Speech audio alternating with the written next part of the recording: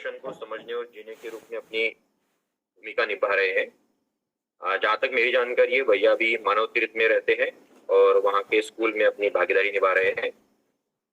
भैया को मैं यहाँ पे एक बात बताना चाहता हूँ। इस 10 वर्षीय ऑनलाइन पठन कार्यक्रम हेतु लगभग 7 से 8 समूह यहाँ हर मतलब सोमवार से शुक्रवार तक शाम 8 से 9 बजे तक ऑनलाइन पठन अपने अपने समूह में करते हैं। कुछ प्रश्न अगर बनते हैं तो उसे एकत्रित कर मुख्य समूह में साझा किया जाता है और उन प्रश्नों को शोध अध्ययनार्थी द्वारा संवाद रूप में उत्तरित किया जाता है। फिलहाल हम सभी समूह अध्ययन बिंदु इस पुस्तक का पठन कर रहे हैं।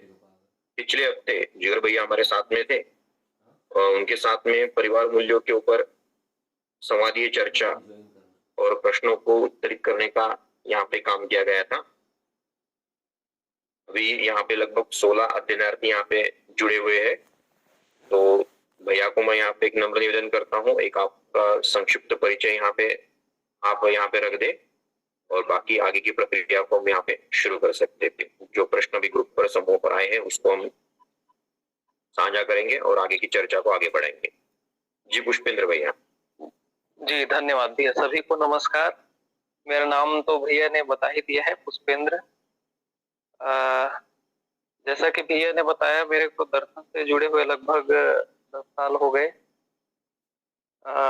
यहीं पे मेरा निवास जो है बेमेतरा के पास ही है और अछोटी में मैंने अध्ययन शुरू किया। 6 माह वाला अध्ययन पहले अछोटी में किया, उसके बाद मानव तीर्थ में 3 साल वाला अध्ययन किया और कुछ दिन मानव तीर्थ में रहा और प्रेरणा विद्यालय में भी भागीदारी। अभी वर्तमान में तो मैं अपने गांव में ही रहता हूँ, यही पास में गांव, और अभी गवर्नमेंट टीचर हूँ मैं। 2 साल हुआ है ज्वाइन किए और मानव तीर्थ जो है बीच बीच में आना जाना रहता है।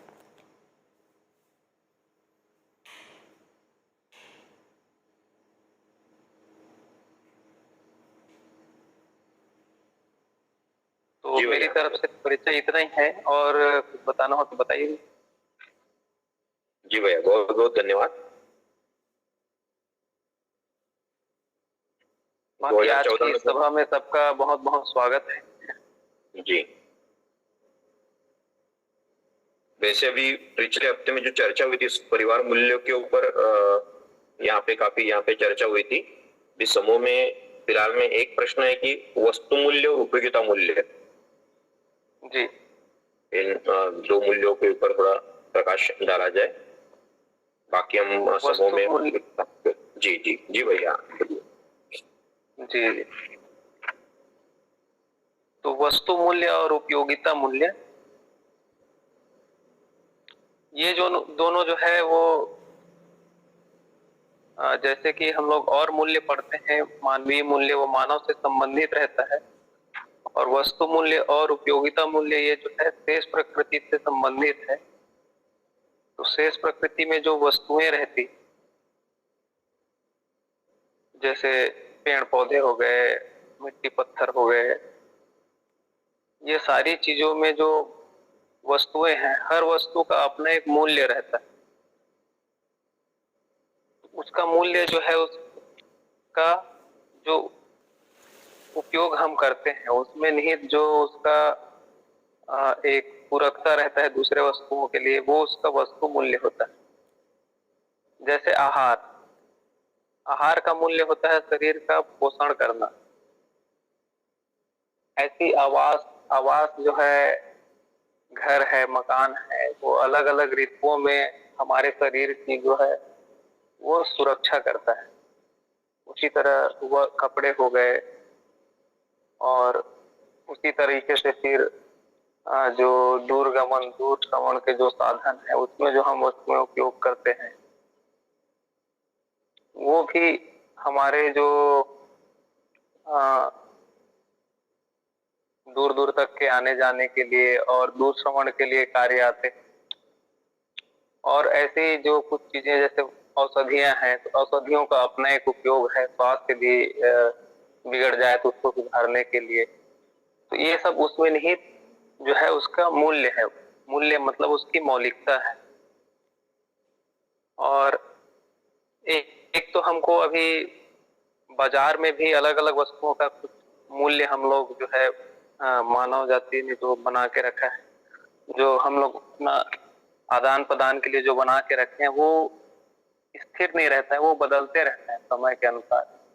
जैसे एक समय गेहूं का जो बाजार में मूल्य है या जिसको कीमत कहें, वो जितना था वो आज उससे अलग है। मतलब 10 साल पहले यदि देखें तो गेहूं यदि 10 रुपए किलो रहा होगा, तो आज के समय में गेहूं जो है 25 रुपए से 30 रुपए किलो ऐसा है। तो ये जो उसकी कीमत है, ये तो क्या है, समय के अनुसार कभी कम कभी ज्यादा ये बदलते रहता है। लेकिन गेहूं की जो मौलिकता है, अर्थात उसमें जो निहित जो पोषक तत्व है जो शरीर को पोषण प्रदान करते हैं, वो 10 साल पहले भी उसी प्रकार से था और आज भी उसी प्रकार से। तो उसमें जो निहित कोई भी वस्तु है, उसकी जो मौलिकता है, उसको हम लोग यहाँ पे मूल्य कह रहे हैं, ना कि कीमत को। तो ये हो गया वस्तुओं का मूल्य, जिसको हम लोग वस्तु मूल्य कहते हैं।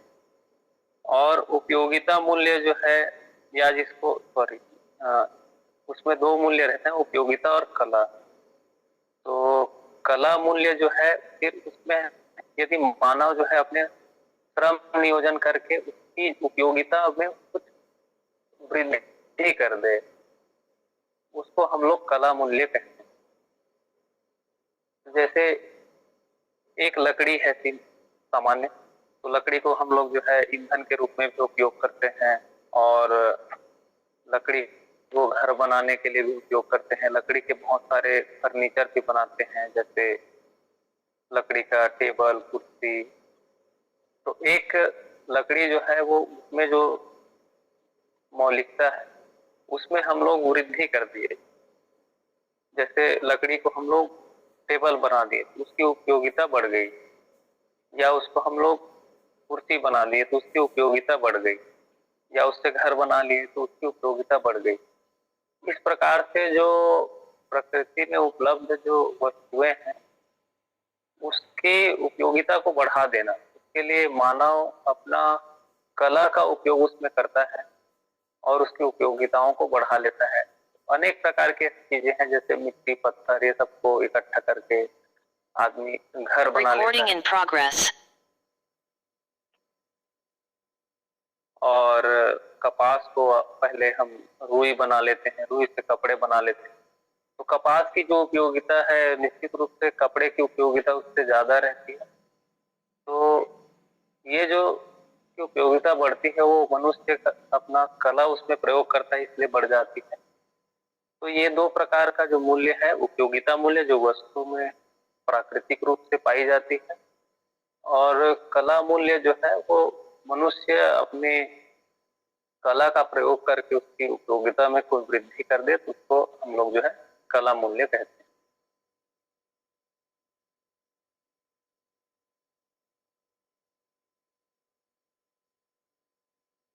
तो मैं अपनी ओर से तो इतना रखना चाहूंगा, और इसमें कोई आगे प्रश्न या कुछ हो तो बताया जाए।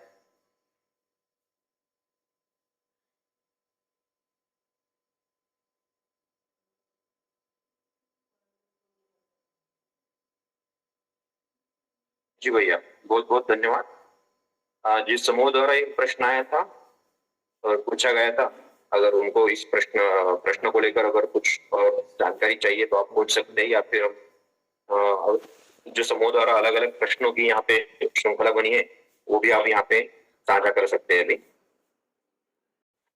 जी भैया, एक प्रश्न था विदुर समूह द्वारा कि संबंध की परिभाषा को लेकर हम जैसे मूल्य, मूल्यांकन, उभय तृप्ति इस रूप में हम देखते हैं, तो मूल्यांकन इस जो शब्द है, इसको कुछ लोग समझना चाह रहे थे, मूल्यांकन को किस तरीके से देखेंगे। जी जी, तो संबंध की जो परिभाषा है, संबंध, मूल्य, मूल्यांकन और उभय तृप्ति। तो इसमें दो चीजें हैं। एक तो होता है कि संबंध की पहचान होना। संबंध का अर्थ होता है पूरकता। जैसे माता पिता है और पुत्र पुत्री का एक संबंध है, उसमें दोनों में परस्पर पूरकता रहती। माता पिता जो है पुत्र पुत्री का पोषण संरक्षण करते हैं, और पुत्र पुत्री जो है माता पिता के लिए एक अवसर होता है कि वो अपना जो पोषण संरक्षण रूपी जो अ, कर्तव्य है उसको वो निभा पाए और अपने आप को प्रमाणित कर पाए। इसमें दोनों में परस्पर पूरकता रहती है, और इस पूरकता के निर्वाह के क्रम में दोनों में परस्पर मूल्यों का आस्वादन होता है। उसी को हम लोग जो है संबंध मूल्य मूल्यांकन और सुखद तृप्ति कह रहे हैं। तो संबंधों में जो एक आधार मूल्य है विश्वास कहते हैं। तो हर संबंध में एक विश्वास जो है मूल्य का आस्वादन होता ही है संबंध निर्वाह करते समय।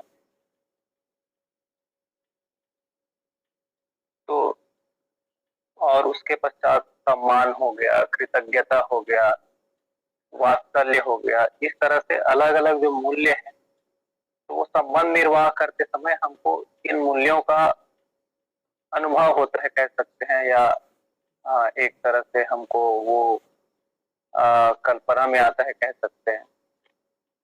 तो कोई भी संबंध में हम जब निर्वाह करते हैं तो उसमें या तो विश्वास होगा या विश्वास नहीं है तो उसके जगह में फिर कोई ना कोई संशय होगा। तो दो चीजें रहता है। जिस जगह पे हम लोग संबंध को पहचान पाते हैं वहां पे विश्वास अपने आप हमको मूल्यांकन होता है या अनुभव में आता है कह सकते हैं, या महसूस हो सकता है कह सकते हैं। और जहाँ पे हम संबंध को पहचान नहीं पाते हैं वहाँ कहीं न कहीं हमको भय या संशय रहता है। उदाहरण के लिए हम देख सकते हैं कि जैसे हम कोई पब्लिक ट्रांसपोर्ट में कहीं ट्रेवल कर रहे हैं, बस में या ट्रेन में, तो कोई हमारा संबंधी आ जाए, जान पहचान का व्यक्ति आ जाए, तो हम तुरंत ही उनके लिए जगह दे देते हैं, उनको साथ में बिठा लेते हैं। और उसके जगह में कोई अपरिचित आ जाए तो कहीं न कहीं मन में एक भय आ जाता है। हम कोशिश करते हैं कि वो वहां पे ना बैठे। तो इस प्रकार से जो चीजें हैं, संबंध जहाँ पे हमको पहचान में आता है वहाँ मूल्य अपने आप जो है बहने लगते हैं, और हम संबंध को जहाँ पहचान नहीं पाते हैं वहां पे मूल्यों का निर्वाह नहीं हो पाता है। उसके जगह में कोई न कोई अभाव या भय हमको देखने को मिलता है। ये सभी संबंधों में है। जैसे माता पिता जो है अपने पुत्र पुत्री के प्रति संबंध को पहचान पाते हैं,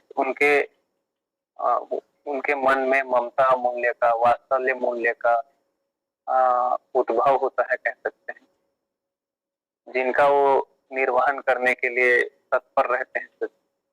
और पहचान नहीं पाएंगे तो आज के समय में यदि हम देखें तो जो भ्रमित अवस्था में कह सकते हैं, अपने पुत्र पुत्रियों के प्रति को जैसे देखेंगे तो एक जो भाव आता है तो वो सभी के लिए नहीं आ पाता है। या बोले कि एक समय में जैसा रहता है, आयु जैसे जैसे बढ़ते जाती है तो उसका वो जो भाव है वो कहीं न कहीं कम होते हुए दिखाई देता है। तो इन्हीं सब मूल्यों को हम इसमें बात किए जा रहे हैं संबंध मूल्य मूल्यांकन में। वैसे ही पुत्र पुत्री का माता पिता के प्रति जो कृतज्ञता है, माता पिता ने उनके लिए जो किया, जो उनका पालन पोषण किया, उनका संरक्षण किया, तो उसको यदि वो पहचान पाते हैं, उसको अनुभव कर पाते हैं, उनके मन में कृतज्ञता का, गौरवता का, पूज्यता का, सम्मान का, ये सब मूल्य जो है उनके मन में आता है। जैसे उनके लिए जो माता पिता ने उनके विकास के लिए, उनके उन्नति के लिए जो भी कार्य किए हैं, उनको यदि वो पहचान पाते हैं उनको स्वीकार कर पाते हैं। तो वो जो उनके मन में वो स्वीकृति का भाव है, वो कृतज्ञता के रूप में उनको अनुभव होता है। तो ये पूरा जो क्रियाकलाप है संबंध का, वो पहचानने के ऊपर निर्भर करता है। जैसे ही हम संबंधों को पहचानते हैं, संबंध में जो पूरकता है उसको पहचानते हैं, तो उन निहित जो मूल्य है वो स्वतः ही हमको अनुभव होने लगता है। और जहाँ पे हम लोग संबंध को नहीं पहचान पाते या उसकी में जो पूरकता है उसको नहीं पहचान पाते हैं, तो वहां पे हमको मूल्य की जगह में कोई न कोई उसका अभाव जो है हमको अनुभव में आता है।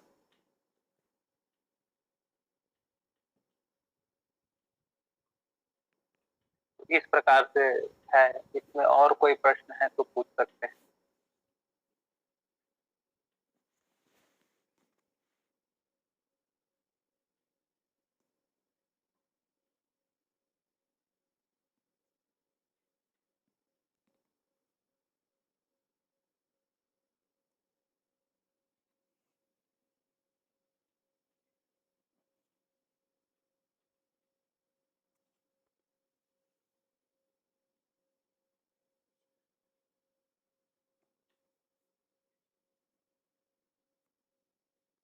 भैया मेरी आवाज़ आप सुन पा रहे हैं? हाँ हाँ बिल्कुल। भैया इसमें एक ऐसा प्रश्न था कि जैसा हम इस पठन कार्यक्रम में ये सारी चीज़ें किताब में से पढ़ तो रहे हैं, लेकिन इन मूल्यों का हम अभ्यास कैसे कर पाए जिससे हमारे आचरण में इन मूल्यों को हम देख पाएंगे? तो इस अभ्यास की विधि क्या हो सकती है?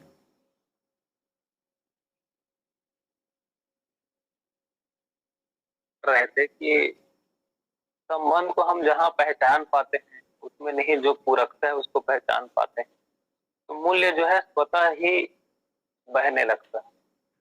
और जहाँ पे हम संबंध को पहचान नहीं पाएंगे, उसमें जो निहित पूरकता को नहीं पहचान पाएंगे, तो मूल्यों का जो है बहना नहीं हो पाता है या अनुभव नहीं हो पाता है। इसमें कुछ कुछ चीजें और है। जैसे पूरकता है, पूरकता को पहचानने के लिए कोई न कोई लक्ष्य होता है। किसी न किसी लक्ष्य के अर्थ में हम पूरकता को पहचान पाते हैं।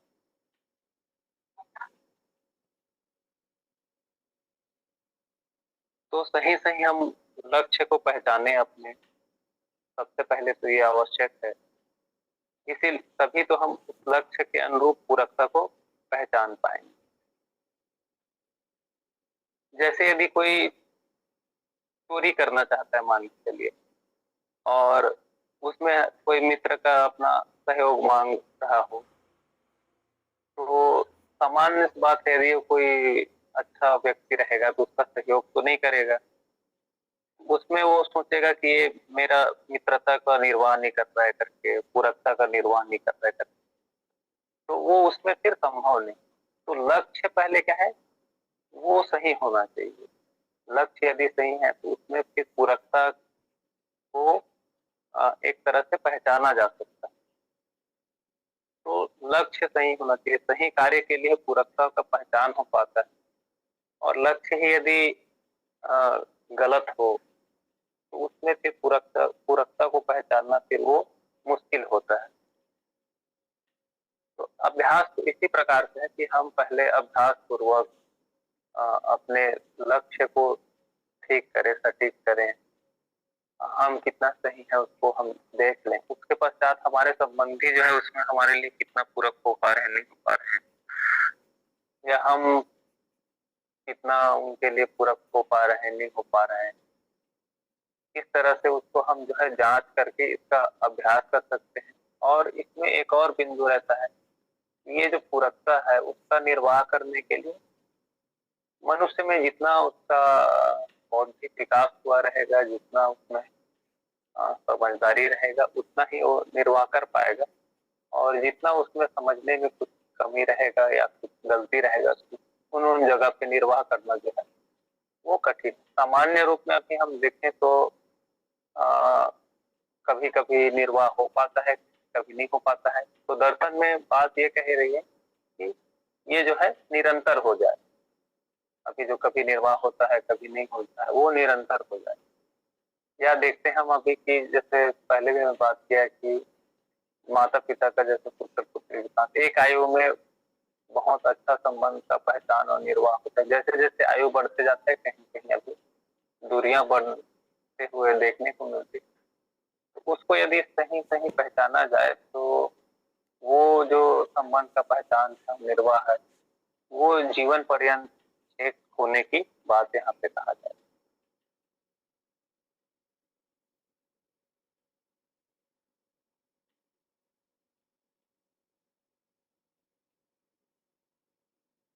नमस्ते भैया। जी दीदी। मैं जया दीदी, ग्राम परडा से। जी नमस्कार भैया। सामाजिकता, ये जो शब्द है सामाजिकता, जी इस पे थोड़ा प्रकाश डालिए। सामाजिकता, इसमें जो है सामाजिकता और एक असामाजिकता कह सकते, दो प्रकार का शब्द रहता है। तो यदि हम जो मानवीय मूल्य है उसमें यदि हम जीते हैं, अपने संबंधों को ठीक ठीक पहचानते हैं, उनका निर्वाह करते हैं, उसको हम लोग जो है सामाजिकता कह रहे हैं। और जहाँ पे हम संबंधों को ठीक ठीक पहचान नहीं कर पाते हैं, उनका निर्वाह नहीं कर पाते हैं, या बोले कि मानवीयतापूर्ण आचरण में नहीं जी पाते हैं, तो वो असामाजिकता हो जाता है। तो मानवीयतापूर्ण आचरण में जैसे देखें तो स्वधन, स्वनारी, स्वपुरुष और दयापूर्ण कार्य व्यवहार। तो हम यदि स्वधन, स्वनारी, स्वपुरुष में जीते हैं, दयापूर्ण कार्य व्यवहार यदि करते हैं, तो हम जो है सामाजिक। और यदि हम जो है पर धन में जीते हैं, पर नारी पर पुरुष में रहते हैं, या पर पीड़ा का कार्य करते हैं, तो हम जो है असामाजिक हैं। अभी देखे हम लोग बोलचाल में तो सामान्यतः जो अपना कोई भी व्यवसाय करता है जिसको हम लोग समाज में ठीक ठाक मानते हैं, अपने पारिवारिक दायित्वों का, सामाजिक दायित्वों का जो निर्वाह करते रहते हैं, उसको हम लोग सामाजिक कहते हैं। और जो कुछ आपराधिक गतिविधियों के द्वारा अपना जीविकोपार्जन करते हैं, या जो हिंसात्मक गतिविधियों में लगे रहते हैं, एक तो इस तरह के लोग रहते हैं। या कुछ लोग जो है अपना घर परिवार छोड़ देते हैं, कहीं एकांत में वास करते हैं, अपने पारिवारिक सामाजिक दायित्वों का निर्वाह नहीं करते, उसको हम लोग असामाजिक कहते हैं। तो ये लगभग वैसा ही मिलता जुलता है।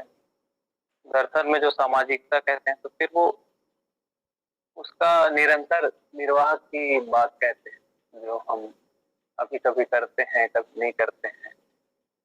तो इसमें जो सामाजिकता कह रहे हैं वो हर समय हमको वो ध्यान में रहे, हम उसका निर्वाह करें, इस तरह की एक बात इसमें बताई जा रही। जी भैया।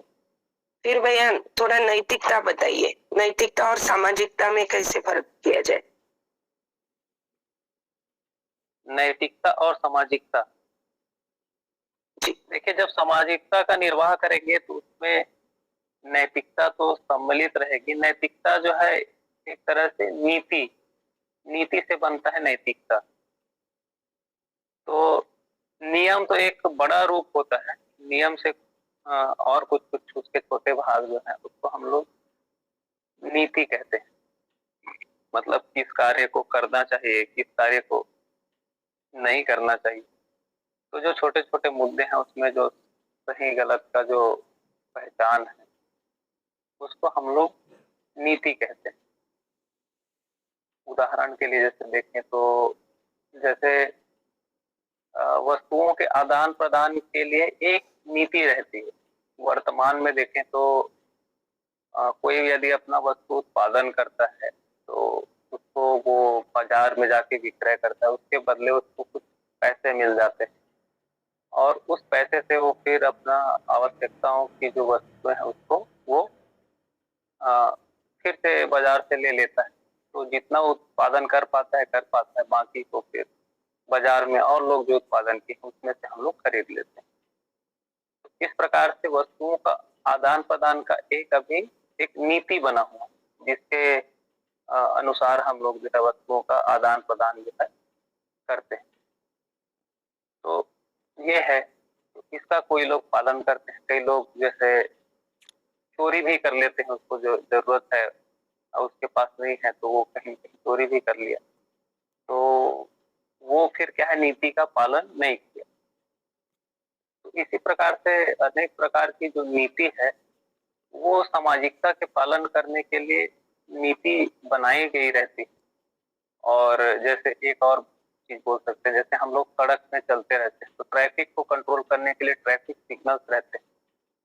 तो सिग्नल पे यदि हम रुकते हैं तो हम उस एक बोले तो एक नीति का हम लोग पालन किए, और नहीं रुके तो वो नीति का पालन नहीं किए। इस प्रकार से समाज में हम रहते हैं तो व्यवस्था को बनाए रखने के लिए अनेक प्रकार के नीति जो है वो बनाई जाती है, उसका निर्वाह करना ही नैतिकता है। जी भैया, मानवीयतापूर्ण आचरण ज्ञान में नैतिकता का अर्थ बताया है धर्म नीति, राज्य नीति। जी हाँ, इस पे थोड़ा प्रकाश। धर्म नीति जो है वो ज्यादातर संबंधों से संबंधित है, संबंधों की पहचान और उसके निर्वाह, व्यवहार वाली जो चीजें हैं उसको निर्वाह कर पाना, प्रत्येक संबंध में जो हमारे दायित्व कर्तव्य रहते हैं उसको निर्वाह कर पाना, ये जो है एक प्रकार से धर्म नीति कहा जाएगा। और राज्य नीति में फिर जो व्यवस्था वाला भाग आ जाता है, जो वस्तुओं का आदान प्रदान, समाज में जो रहता है, समाज के साथ जीना, तो ये सब चीजें जो है, या समाज का जो सामाजिक ढांचा कैसे रहेगा, उसमें किस प्रकार से आदान प्रदान होंगे, जिसको हम लोग अभी दर्शन में 10 सोपानी परिवार मूलक व्यवस्था कहते हैं। तो ये एक तरह से वो राज्य नीति कहलाएगा। तो परिवार हो गया, उसमें संबंधों का पहचान, निर्वाह, इसको हम लोग उसके लिए जो भी हम लोग जिसको एक तरह से सही या गलत कहते हैं वो सब धर्म नीति में आ जाएगा। और समाज में जो हम सामाजिक जो ढांचा खांचा रहता है, जो उसका एक व्यवस्था तंत्र बना रहता है, वो एक तरह से राज्य नीति उसको कहेंगे। जी, और भैया अर्थनीति? अर्थनीति तो फिर पर्टिकुलर वो जो है वस्तु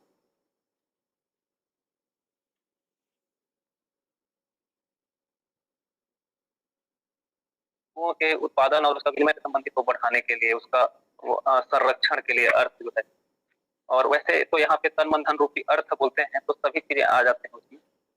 तो पर ज्यादातर फोकस उसमें जो हमारे भौतिक जो वस्तुएं रहती है उपयोग की, शारीरिक आवश्यकता की, और शरीर के लिए जो शरीर स्वास्थ्य के लिए जो चीजें रहती है, जैसे प्रातः जल्दी उठना, व्यायाम करना, संतुलित आहार करना, ये सब अर्थनीति कहलाएगा। साथ में इसमें क्योंकि मन को भी अर्थ कहते हैं, तो मन भी हमारा स्वस्थ रहे, सुखी रहे, तो इस प्रकार से अर्थ मतलब एक प्रकार से बोला जाता है संपदा। तो अभी तक के प्रचलन में तो ज्यादातर जो है संपदा के रूप में भौतिक वस्तुओं, भौतिक सुविधाओं को ही देखा जा रहा था।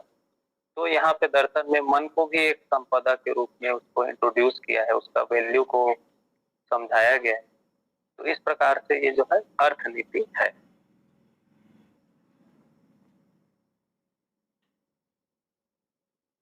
जी भैया। और भैया एक प्रश्न हमारे ग्रुप में ऐसा आया था कि अखंड समाज का स्वरूप व्यवहार सूत्र व्याख्या विधि से स्पष्ट होना, और 21वां जो मुद्दा है अखंड समाज के रूप में समाधान, समृद्धि, अभय, सह अस्तित्व। तो स्वरूप और रूप, इसमें क्या फर्क है और ये कैसे स्पष्ट किया जाएगा ये मुद्दा, अखंड समाज का स्वरूप? अखंड समाज का स्वरूप, स्वरूप और रूप में तो मेरे को इतना कुछ फर्क पता नहीं चलता है। अखंड समाज का स्वरूप बोलेंगे तो उसमें जो, यदि हम कहते हैं कि अखंड समाज मतलब समाज के हर एक पहलू में आपस में एक जुड़ाव हो, एक संचार का एक माध्यम हो, एक ऐसी व्यवस्था हो जिसमें एक व्यक्ति से लेकर के पूरा जो विश्व परिवार तक के एक लिंक हो। कहीं न कहीं कोई भी जो आदान प्रदान है वो उतना उसमें कहीं पे गैप ना हो, उसको हम लोग अखंड समाज कह रहे हैं यहाँ पे। उसके लिए जो 10 तो पानी परिवार मूलक यहाँ पे स्वराज्य व्यवस्था जो बताया जा रहा है कि एक परिवार, परिवार समूह, फिर ग्राम, ग्राम समूह, ऐसे उसका क्रम से जो एक जुड़ाव जो पूरा विश्व परिवार तक बताया है कि परिवार में एक हम प्रतिनिधि बनाएंगे, वो जो है फिर 10 परिवार में वो प्रतिनिधि मिलकर के फिर एक प्रतिनिधि बनाएंगे, फिर ग्राम समूह का एक प्रतिनिधि होगा और आगे फिर इस तरह से राज्य समूह। ये जो प्रतिनिधित्व करते करते फिर आपस में एक कनेक्टिविटी जो बनी रहेगी उसको अखंड समाज कह रहे हैं, जिसमें सभी का जो आवश्यकता है उसकी पूर्ति जो है हो सके। और इसमें अलग अलग आवश्यकता की पूर्ति के लिए अलग अलग स्तर भी बताए गए हैं। कुछ चीजें परिवार के स्तर पे हो जाती है, कुछ चीजें गांव गांव के स्तर पे होती है, कुछ चीजें उससे और बड़े स्तर पे होती है। तो इस प्रकार से जो है चीजों को बताया गया है। मैं इतना ही रख पाऊंगा अखंड समाज के बारे में, और ज्यादा मैंने उसमें शोध नहीं किया है। जी भैया जी।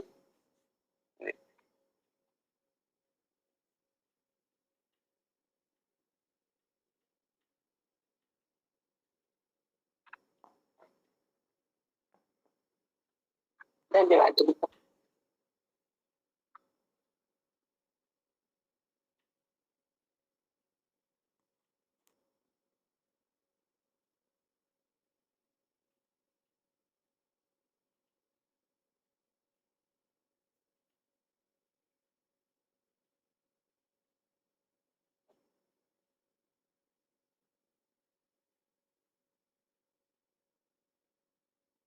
हर समूह में पठन द्वारा अगर कुछ यहाँ पे चर्चा होने के बाद अगर प्रश्न उपस्थित हुए हैं तो आज यहाँ पे आप उसको शेयर कर सकते हैं।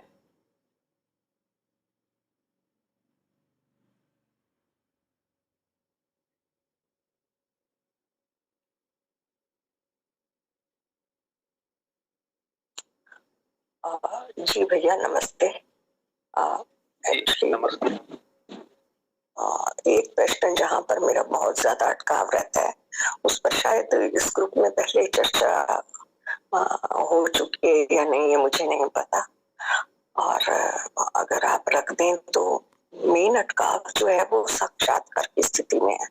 4.5 क्रियाओं में जीते हुए साक्षात्कार के लिए जब हम देखते हैं तो बहुत सारे मुद्दे बाबा जी ने कहीं कहीं बताए हैं। जैसे साक्षात्कार में पूर्वाभ्यास बहुत बड़ा अटकाव बताते हैं। तो ये जो पूर्वाभ्यास है या फिर और भी जो प्रिय हित लाभ से न्याय धर्म सत्य की शिफ्टिंग है और षड विकार है उसकी तरफ भी कि वो जैसे ही न्याय धर्म सत्य का की तरफ बढ़ते हैं तो षड विकार भी दोष दूर हो जाते हैं। तो इस तरह से काफी मुद्दे हैं। तो अगर आप थोड़ा थोड़ा सा उनके बारे में एनालिस्ट कर दें, बाद में डिटेल में हम उसमें पढ़ पाएंगे, तो थोड़ा सा इस बारे में स्पष्टीकरण दें भैया जी। Thank you.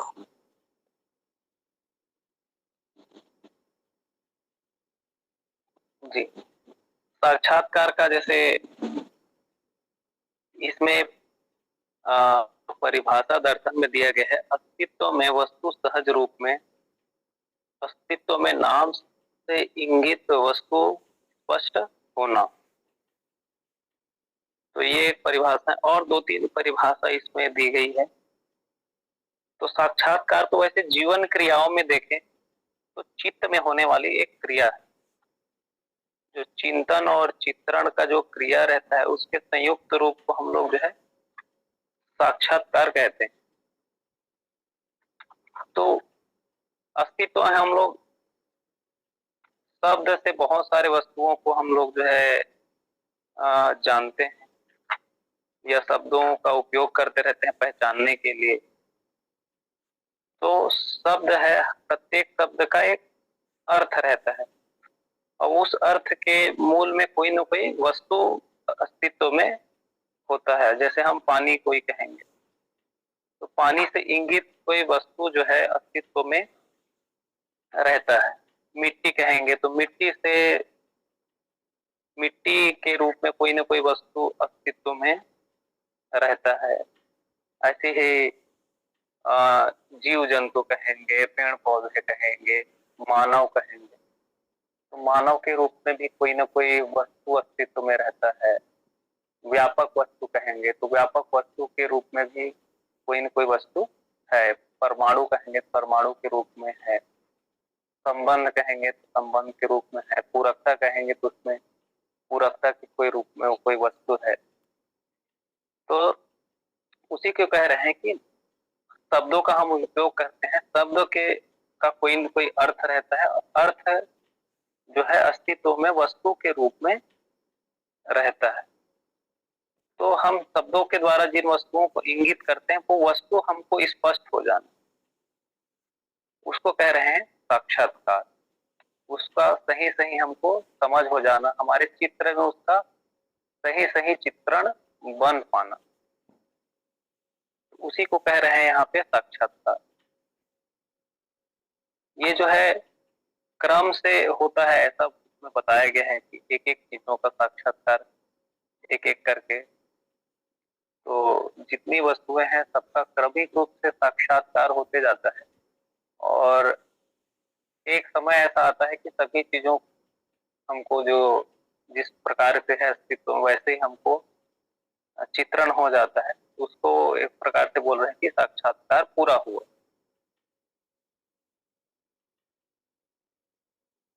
इस प्रकार से ये जो है साक्षात्कार की बात यहाँ पे कह रहे हैं। और इसमें कोई प्रश्न हो तो बताइए।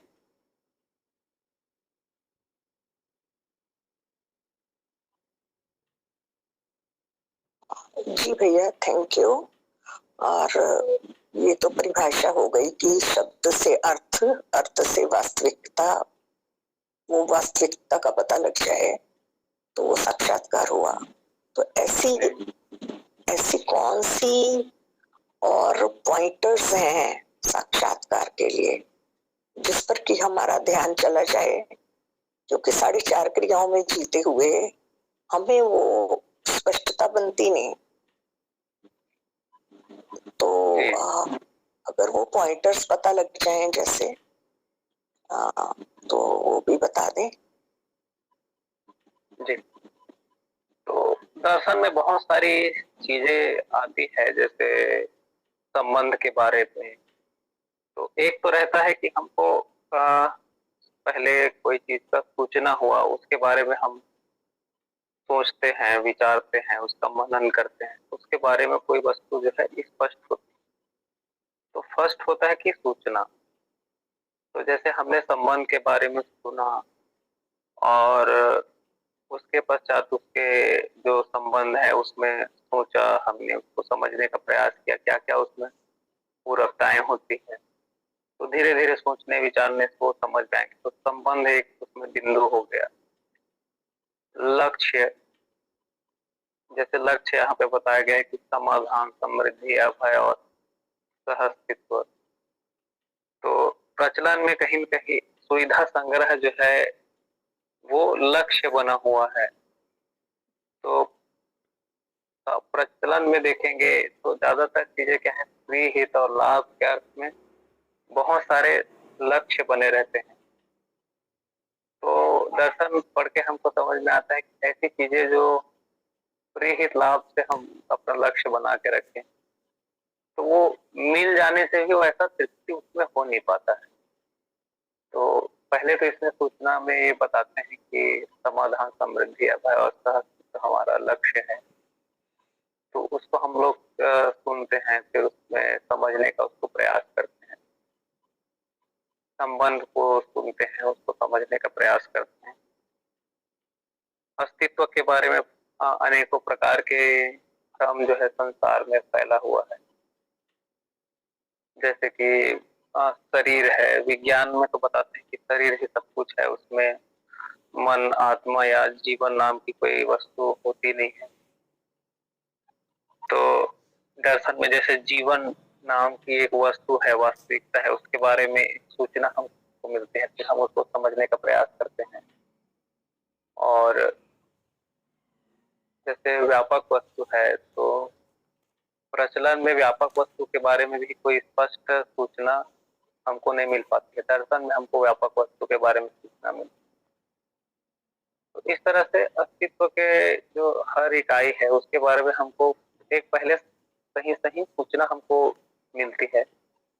फिर उस सूचना को हम सोचते हैं, विचारते हैं, उसमें मनन करते हैं, कुछ समझ में आएगा, उसका अभ्यास करेंगे। तो मेरे हिसाब से ये जो है इसका क्रम है। एक समय तो ऐसा था कि अपने पास ठीक से चीजों की सूचना ही नहीं थी, तो गलत सूचना को हम सुनेंगे, उसको सोचेंगे, विचारेंगे, तो कहीं न कहीं हम जहाँ पहुंचना चाहिए उसकी जगह कहीं और पहुंच जाते हैं। और उसको हम कहीं न कहीं फिर जो सत्य है उससे जो भिन्न कल्पना है उसको कहीं न कहीं फिर हम भ्रम कहेंगे, उसको साक्षात्कार नहीं कहेंगे। तो सत्य की सूचना होना, उसके बाद उसका मनन होना, उसके बाद यदि वो स्पष्ट होता है तो उसको फिर हम लोग साक्षात्कार कहेंगे।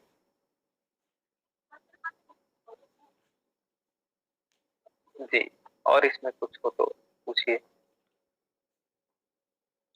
तो भैया जी, इसमें फिर जो हमारे पूर्वाग्रह, पूर्वाभ्यास की बात जो आती है, तो पूर्वाभ्यास मतलब हमारी कल्पनाशीलता में पहले से कुछ ऐसे अभ्यास बने हुए हैं या फिर कुछ मान्यताएं हैं जिसकी वजह से हमें वो उस चीज का, जैसे आप बता रहे हैं कि अस्तित्व में जो है उसके सही से रूप गुण स्वभाव धर्म का पता नहीं चलता। रूप गुण का पता लग जाता है थोड़ा बहुत, गुण भी पूरा नहीं पता लगता है, और स्वभाव धर्म तो बिल्कुल नहीं समझ आता। तो मतलब यहाँ पर जब से जन्म लिया उसके बाद जो जैसे हमें वातावरण मिला उसमें जो हमारे मान्यताएं बनी, तो उनको चेकआउट करने की जरूरत है। तो मतलब मान्यताओं को हम देखें, जो मान्यताएं हैं वो जिन मान्यताओं में हम जीते आ रहे हैं वो मतलब उसका सत्य है कि नहीं है। तो ये तो खुद में देखें तो वो उतना हमें स्पष्टीकरण होता नहीं। तो अध्ययन लगातार करने से तो तब स्पष्टीकरण होगा ऐसा।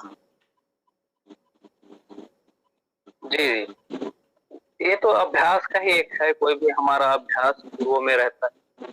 तो एक तो हम अध्ययन करते हैं, उसको सोचना शुरू करते हैं, तो उसके बाद हमारा एक मान के चलिए कि कंपैरिजन एक चालू होता है कि क्या सही है क्या गलत है।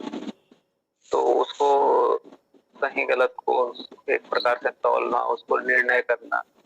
तो कुछ चीजों का तो अपने स्तर पे हम लोग कर लेते हैं, कुछ हमको नहीं समझ में आता है तो उसको हम जो जानकार व्यक्ति हैं उनके साथ बैठ के चर्चा करके उसको स्पष्ट कर सकते हैं। इस प्रकार से प्रक्रिया है। और जो भी हमारे अभ्यास रहते हैं तो उसके लिए तो यही है कि जो नए अभ्यास है उसको करना शुरू करते हैं तो संभावना है कि पुराने अभ्यास कुछ रहते हैं वो छूट जाए, क्योंकि अभ्यास को छोड़ना थोड़ा कठिन तो रहता है। प्रयास पूर्वक उसके लिए उसको करना पड़ता है। कुछ अच्छे अभ्यास भी रहते हैं, कुछ बुरे रहते हैं। तो नए जो अभ्यास है उसका यदि हमको पता चलता है उसको करने से पुराने जो अभ्यास है वो जो है स्वतः ही दूर होने की संभावना तो रहती है। छोड़ने वाला जो है वो उतना आसान नहीं रहता है। जब तक आपको कोई नया चीज जो करना है वो ना पता चल जाए तो क्या नहीं करना है, ये नहीं करना है बस पता चल गया तो उसको छोड़ना फिर वो आसान नहीं रहता। करना क्या है ये यदि हमको पता चल जाता है तो नहीं करना वाला फिर वो धीरे धीरे फिर वो छूटने लगता है। जी भैया, और पूर्वाग्रह क्या है?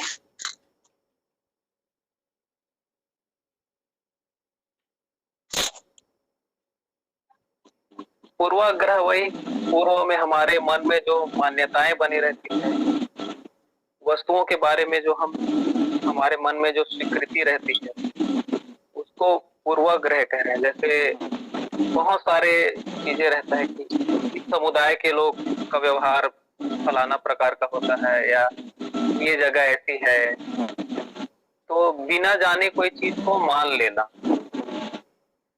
जो बोल चाल है या जो समाज में जिस प्रकार की मान्यताएं फैली है उसी को सुन करके उसको हम लोग मान लेते हैं, उसको बारे में सोचते विचारते नहीं है, उसको जानने का प्रयास भी करते हैं। तो बिना जाने कोई वस्तु को मान लेने को ही हम लोग पूर्वाग्रह कहेंगे।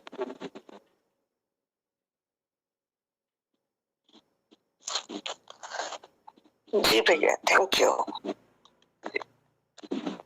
भैया नमस्ते। नमस्ते जी। भैया, मूल्यों का साक्षात्कार होता है? जी बिल्कुल होगा। ऐसे भी पढ़ने में आता है भैया, मूल्यों का साक्षात्कार नहीं होता है, मूल्यों का सिर्फ अनुभव होता है। अच्छा, मूल्यों का साक्षात्कार नहीं होता है, मूल्यों का सिर्फ अनुभव होता है करके। जी देखिए इसमें दो चित्र में जैसे दो क्रियाएं हैं, चिंतन और चित्रण, तो उसमें कह रहे हैं कि मूल्य जो है वो चिंतन में आ जाएगा, चित्रण में नहीं आ पाएगा, क्योंकि चित्रण में जो वस्तुएं हैं उसका चित्रण होगा, संबंध का चित्रण होगा और मूल्यों का जो है वो चिंतन हो जाएगा। वो अलग अलग परिप्रेक्ष्य में कहते हैं उसको, यदि वो संदर्भ यदि रहता तो उसमें देख के थोड़ा सा चर्चा कर सकते हैं।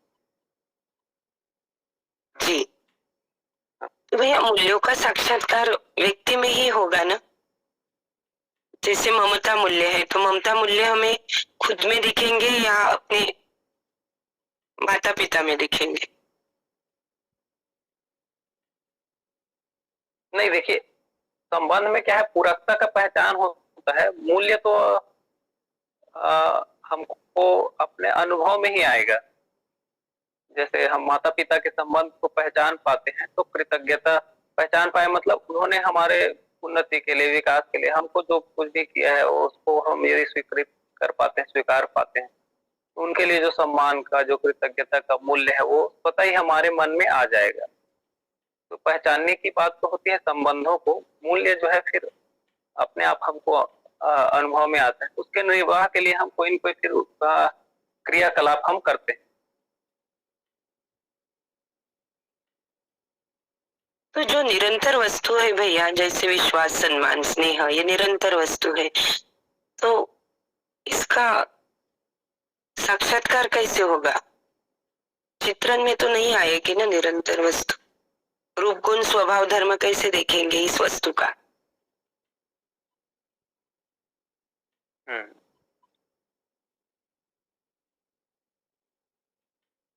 देखिए इसमें तो मैं और ज्यादा डिटेल नहीं बता पाऊंगा। जी जी, जैसे आप थोड़ा अभ्यास करके भी बता सकते हैं कल के सेशन में। जी ठीक है, ठीक है भैया। जी।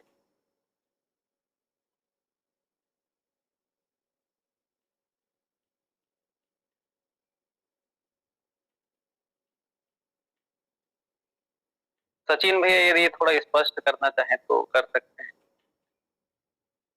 ये वाला पॉइंट भैया।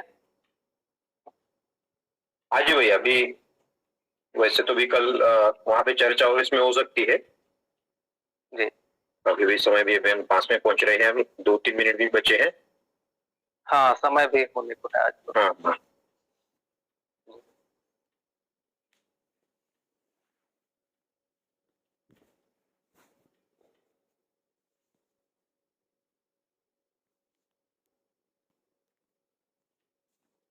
वैसे आज के पठन में भी कार्यक्रम होने के बाद में, पठन का कार्यक्रम होने के बाद में अगर कुछ प्रश्न रहते हैं तो उन प्रश्नों को लेकर आप अपने समूह में पहले शेयर करेंगे और फिर जो संयोजक है उस समूह द्वारा उन प्रश्नों को मेन ग्रुप में आप शेयर कर सकते हैं, है ना। तो आज पुष्पेंद्र भैया ने बहुत अच्छी तरीके से मूल्यों के ऊपर, नैतिकता और सामाजिकता के ऊपर ऐसे विभिन्न मुद्दों को लेकर काफी अच्छा अपना शेयरिंग यहाँ पे किया है।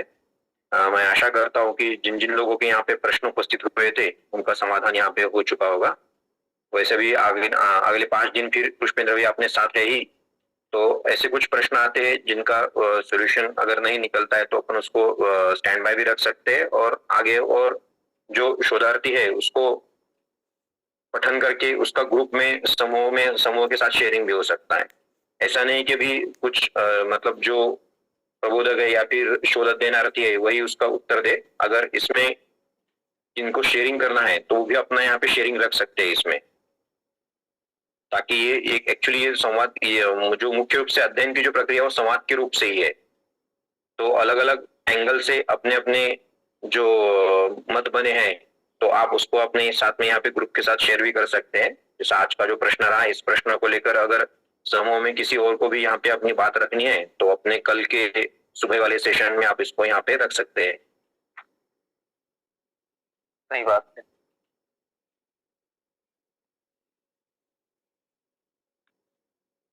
जी भैया, तो अभी यहाँ पे समय यहाँ पे हो चुका है, तो कल हम सुबह मिलेंगे। हाँ जी भाई, तो कल हम सुबह मिलेंगे भाई फिर से। जी जी भैया, धन्यवाद सभी को आज के इस सत्र के लिए। कल मिलते हैं।